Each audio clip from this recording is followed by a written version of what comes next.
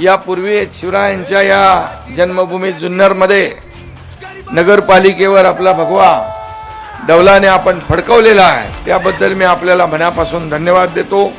आपल्या शहराच्या निवडणुका झाल्या, या आपल्या ग्रामीण भागाच्या निवडणुका आहेत आणि या ग्रामीण भागामधला विकास करायचा असेल तर आपल्या हक्काचा जिल्हा परिषद सदस्य पाहिजे, पंचायत समिती सदस्य आपल्या हक्काचा पाहिजे आणि म्हणून आपल्या हक्काचा सदस्य निवडून द्या आणि या पुणे जिल्हा परिषदेवर शिवरायांचा शिवसेनेचा भगवा आपल्याला डौलाने फडकवायचा आहे.